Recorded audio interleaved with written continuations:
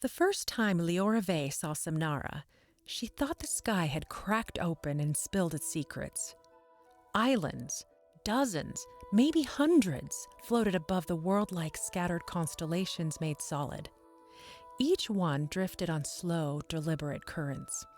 Their undersides glowed with runes the color of moonlit ink, and between them ran threads of magic so fine they looked like spider silk braided from light.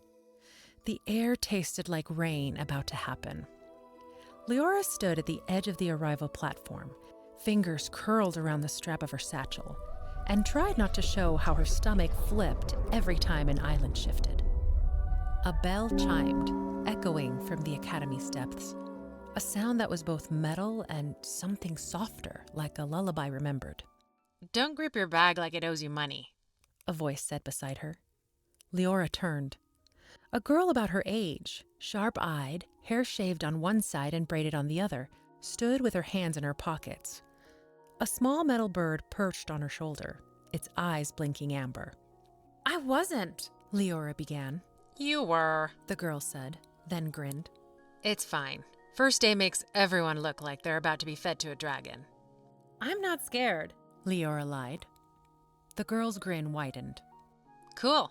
Well, I'm scared enough for the both of us. Name's Nyx Calder. This is Model." The bird lifted one wing like it was bowing. Liora Vey.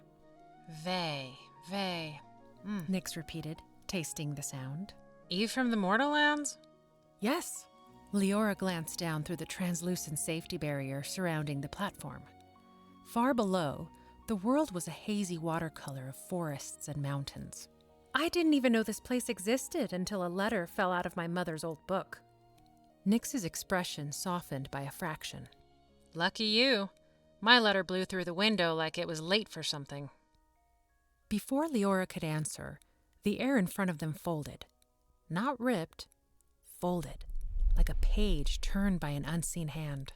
A woman stepped out of the fold with the quiet certainty of someone who expected reality to make room for her. She wore robes the deep blue of midnight seas, embroidered at the cuffs with moving silver patterns.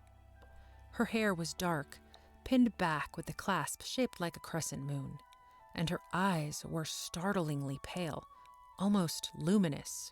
The floating threads of magic around her seemed to straighten, attentive. "New arrivals," she said, voice calm and carrying. "Welcome to the Academy of Echoed Realms." The platform stilled. Even the island seemed to pause, listening. "I am Professor Seraphine Marel, dream-weaving instructor, guardian of the boundary, and for the duration of your training, the person who will pull you out of the Dreamworld if you attempt something foolish," Nyx whispered. "She means you. Probably you." Liora shot her a look. Professor Marel's gaze swept over them, gentle but sharp. "Here, your magic will respond to who you are, not who you pretend to be. Essence does not care for masks. It will take your fears, your desires, your memories, and shape them into spells, which is why you will learn discipline before you learn power." A student in the crowd lifted a hand. "So what happens if someone's memories are, bad?" Professor Marel did not flinch from the question. "Then we learn how to hold them safely. We do not punish pain. We teach it to stop burning holes in the world." The air warmed slightly, as if the Academy approved. "And one more thing." Her voice dipped, the bell-like quality turning solemn. "The dream world is not a playground.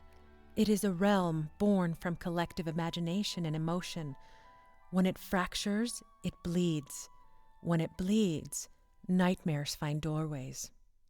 As if summoned by that word, a faint shadow moved along one of the far islands. Something too large to be a bird, too liquid to be a cloud. It slipped away the moment Liora focused on it. Professor Marel followed her gaze and smiled faintly, though it did not reach her eyes. "Come," she said. "Let's begin before the Academy decides you belong to the wind."